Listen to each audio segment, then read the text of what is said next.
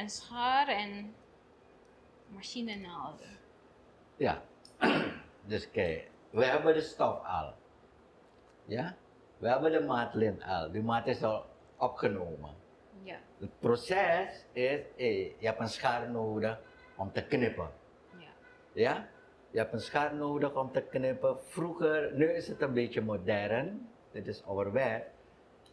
Toen werkte je met een schaar om te knippen, hè? Maar nu hebben we speciale machines, ja. weet je, om te knippen. En ook vroeger, een kleermaker, ja, van de onafhankelijkheid, voor de onafhankelijkheid, kon je zien aan zijn hand, aan zijn vingers, dat zijn er hier eelten.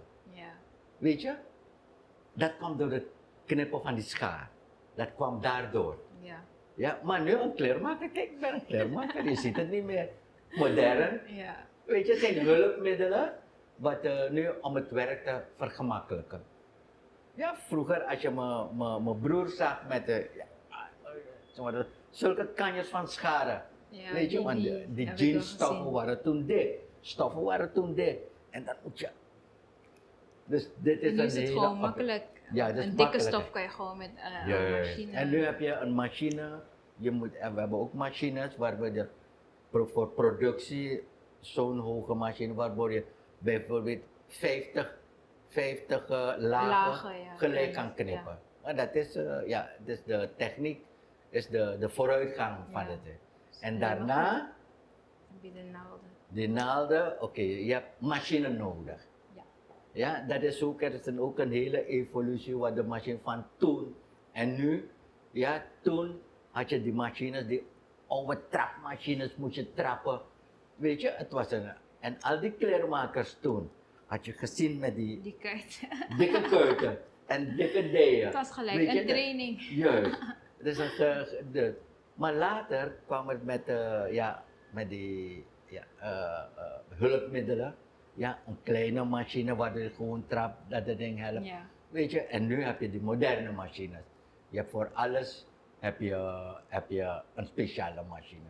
Je hebt machine voor om alleen knopen vast te maken, vast te zetten. Je hebt speciale machine om knoopsgaten te maken. Dus alle soorten machines. Voor afwerken heb je speciale machines.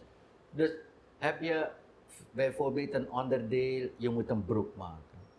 Een broek heeft zeg maar, hoeveel? Meer dan 8, 9 onderdelen. Ja. Ja? En dan elk machine maakt een onderdeel. Of doet een onderdeel. Of de persoon achter de machine doet een onderdeel. En dat is de moderne gang van zaken voor productie van een kledingstuk. Ja? Dus ja, dat is de toekomst ook. Kijk, je bent ook naar het buitenland gegaan om grote confectiefabrieken te bezoeken, hoe ze daar werken. En dat probeer je hier ook dingen te doen. Ja. Weet je, en dat is meer productiewerk, hè? De zogenaamde lopende bandsysteem. Elk persoon, dus die maakt een onderdeel. En dan, als het eruit komt, en dan is het een volledig product. This is another Supreme production. Supreme TV. To entertain, to inform, to inspire.